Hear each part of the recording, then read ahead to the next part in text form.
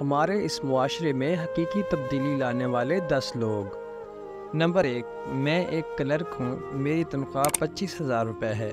میں ہر ماہ اپنی تنخواہ میں سے 600 روپے کا گوشت لے کر کسی غریب کو دے دیتا ہوں، اس طریقے سے ہمارا صدقہ ہو جاتا ہے۔ نمبر 2، میرا ایک کریانہ سٹور ہے، میں روزانہ کے 50 روپے گلک میں ڈالتا ہوں، مہینے کے آخر میں 1500 روپے ہو جاتے ہیں۔ میں وہ 1500 روپے اپنی ایک گھر کے پاس ایک ڈسپینسری کو دے آتا ہوں، وہاں پہ معائنہ فیس 50 روپے ہے، اور اس طریقے سے ان 1500 روپے میں سے مہینے میں 30 مریضوں کا معائنہ ہو جاتا ہے۔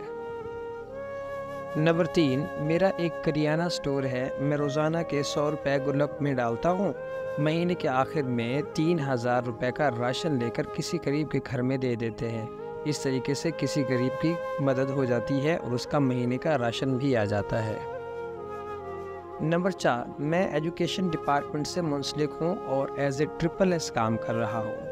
ہر ماہ میں اپنی تنخواہ میں سے 5000 روپے الگ کر لیتا ہوں اور ہر سال 60,000 روپے جمع ہو جاتے ہیں، اور ان سے میں اپنے علاقے میں موجود یتیم خانے میں بچوں کو کپڑے لے کر دیتا ہوں، جس سے 60 بچوں کے نئے کپڑوں کا انتظام ہو جاتا ہے۔ نمبر 5، میری کپڑوں کی دکان ہے اور میں ہر ماہ 10,000 الگ کر کے رکھ دیتا ہوں۔ اس سال کے آخر میں 1,20,000 اکٹھا ہو جاتے ہیں، جس سے میں ہر سال ایک بچی کی رخصتی کا انتظام کرتا ہوں۔ نمبر 6، میں ایک ڈاکٹر ہوں اور میرا معمول ہے کہ میں روزانہ ایک مریض کو فری چیک کرتا ہوں۔ ہم دونوں میاں بیوی ایک نجی اسکول میں پڑھاتے ہیں، ہر ماہ اپنی سیلری میں سے مخصوص حصہ نکال کر مدرسے کے بچوں کو کھانا کھلاتے ہیں۔ نمبر 8، میری ایک بیکری ہے اور میں نے اپنے علاقے کے بوائز اور گرلز اسکول کے ہیڈ ماسٹرز کو کہہ رکھا ہے کہ اسکول میں موجود یتیم بچوں کی یونیفارم کا ذمہ میرا ہے۔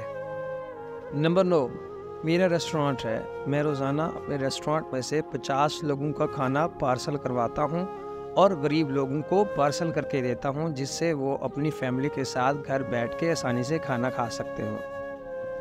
نمبر 10، میں انجینئر ہوں اور ایک نجی کمپنی میں جاب کرتا ہوں۔ ہر ماہ میں اپنی تنخواہ میں سے مخصوص حصہ الگ کر کے ایک ہسپتال میں ویل چیئر کا انتظام کر کے دیتا ہوں۔ آپ کو یہ ساری باتیں بتانے کا مقصد یہ تھا کہ ہم چاہے جس مرضی شعبے سے منسلک ہیں، ہم اپنی آمدنی کا کچھ حصہ الگ کر کے غریب اور بے یار و مددگار لوگوں کی مدد کرنے کے لیے لگائیں۔